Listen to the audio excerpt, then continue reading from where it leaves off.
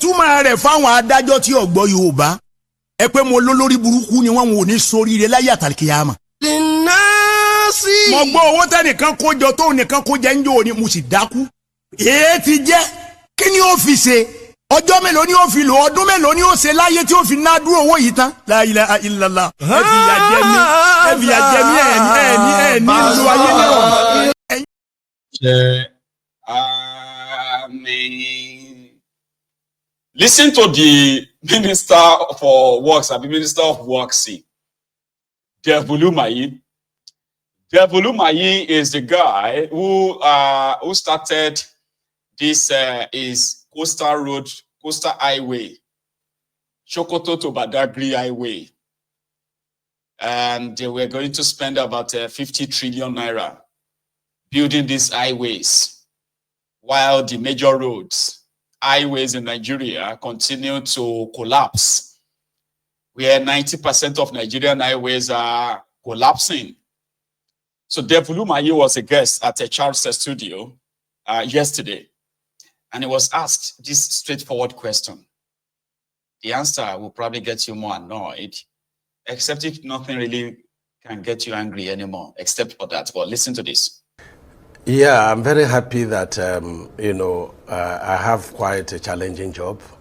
And when I look at my past, and with, gratitude to God, I've never felt in any, challenging situation I found myself. So I believe that this one will come and pass with success. I believe strongly that, I'm going to succeed. Well, I mean, success is a fairly broad term. I mean, can you say or point to tangible, verifiable, empirical achievements since the time you became minister? That's so much. First is the character and content of the man that, gave us this job. A man of courage. I always say to him, you're a divine president, judging from the way the election went, judging from the way you emerged, because you surmounted a lot of obstacles, like the redesign of the Naira, scarcity of fuel, scarcity of funds, and then you emerged. And meaning that at every point in time, God sends people, nation, to help the nation. And I believe strongly that the president, at this point in time, sent by God to help the country. And I will say that with emphasis in the fact that he has taken a lot of hard decisions. And there is none of these hard decisions ever failed. And so when you ask what are the tangibles are very obvious. The renewed hope agenda of Mr. President is reconstructing a number of our roads. There is new hope in the way we construct our roads. There is a new hope in the way we manage our roads. There is a new hope in the critical infrastructure on road sector that we have embarked on. And as this progresses, I'll be able to mention quite a number of roads and what we are doing on such roads. Yeah, in fairness to you, we will take it in chunks, because I mean, you're going to be here with us for the whole program. But I wonder what it's been like for you coming from a state, Ebonyi State. I mean, you were recognized in that state, credited with doing lots of infrastructure projects. What it's like coming from that, which is kind of a microcosm, miniature, to the federal level, where you're trying to replicate pretty much the same thing. Well, I can say that it's much, bigger works, but the principle is the same, because I wasn't an office governor. I spent over 70% of my time in the field. Most of the projects in Ebonyi State were designed by me, by the inspiration of God. Because I believe strongly that when you have your mind working for the people, God will enable you to do things you were not trained to do. And I've always quoted, one verse, when the people of God were building the Tower of Babel. And then, God said, there's nothing the mind of a man that says to achieve that I will not achieve. That's why I confuse them with different languages. So it's about the passion. It's about setting your mind on what you want to do. And God will enable you to do things ordinarily you would have been able to do. We did a lot of things. You know, when I look back at our international airport, I used to ask myself, how did this thing come about? I look at the mall, how did it come about? I look at the concrete road, and it can only be by God. And so here again, it's the same thing that's happening. I have passion for that. And I draw inspiration also from the man who is at the driving seat, Mr. President. He's a man of courage, and he has given us all the support. There's no decision we ever took in Ministry of Works in terms of the new policies to drive his agenda that he ever reversed. So it means that we have the confidence to drive his agenda. There is no interferences, there is no big manism, there is nobody that comes, oh, Mr. President has said this or that. He has given us free hand, and so anybody who wants to, succeed, will definitely succeed with this kind of man. And of course, he has also vast in infrastructural development, and you can take it from where he was the governor of Lagos State. So we are also lucky, to be following a man who has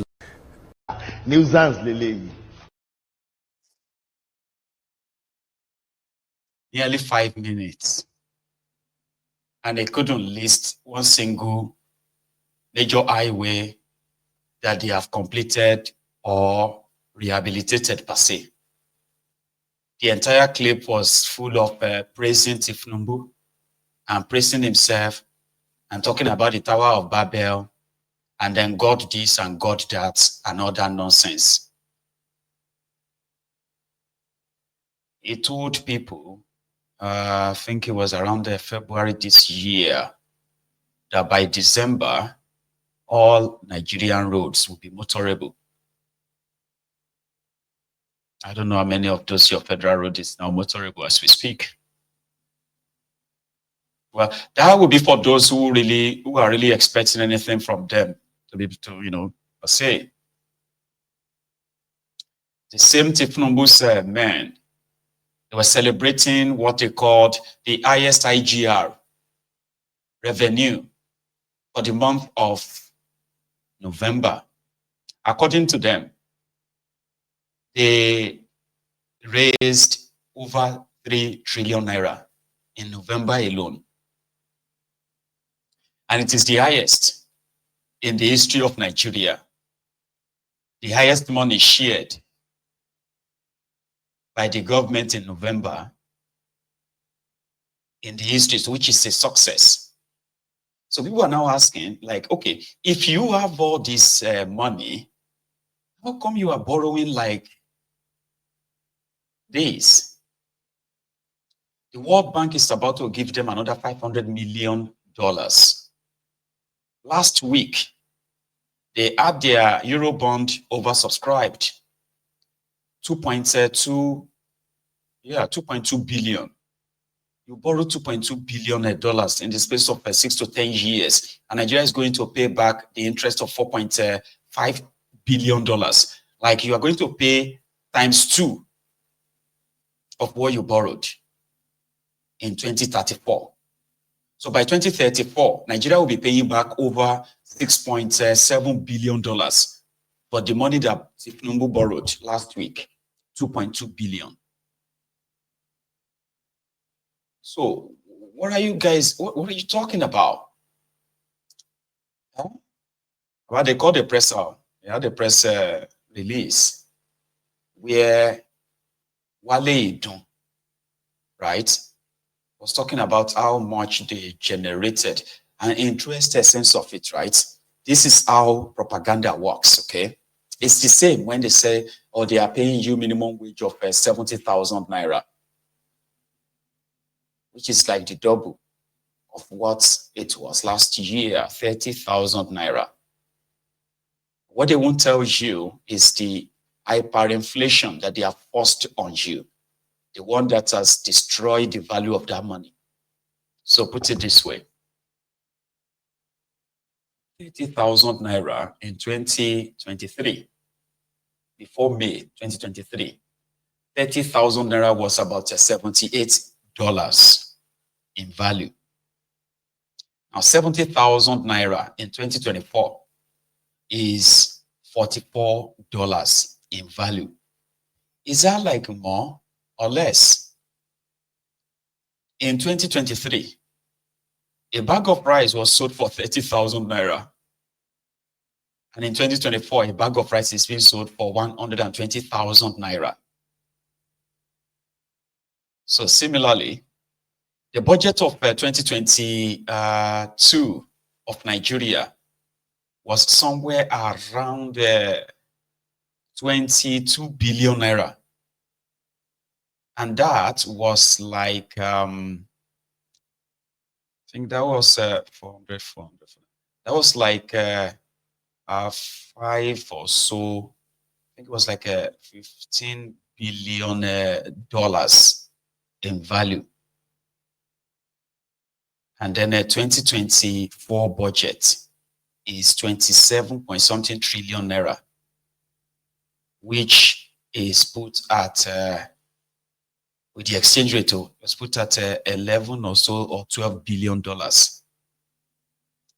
So the 2025 budget of 47 trillion naira is now somewhere around $20 billion. I'm just using some rough estimates here, right? So now the 22 trillion naira budget has more value than 47 trillion naira budget because of hyperinflation, which has further destroyed your naira. So to them, 3 trillion naira is practically $2 billion. And then 3 trillion naira in 2022 was about $6 to $7 billion. Do you see the difference, the value? But they want you to kind of be jubilant. Listen to Wale Edun and his gang of rogues. Pamsec, sir. Thank you for joining us. And so, in no particular order, PS. As is usual, I presented the financial report to the National Economic Council, basically dealing with the special accounts of the Federation account, as well as the net-off situation regarding states' indebtedness or otherwise to the federal government. I reported to the National Economic Council that the excess crude account as of December 10th had approximately $424,000, while the stabilization account had 33.3 billion naira. And likewise, the development of national resources account had 28.3 billion naira. I also reported that as regards the surpluses that states have with the federal government, that figure is currently 363.4 billion naira, while the states that have a deficit position with the federal government stands at approximately 16.6 billion naira. So those were the figures that we reported, and those figures are as at December 10. So the up-to-date figures of those situations. Secondly, I would like to report that the Presidential Food Systems Coordinating Unit, which sits or is anchored by the Excellency, the Vice President, and it sits in his office, they made a presentation to the National Economic Council.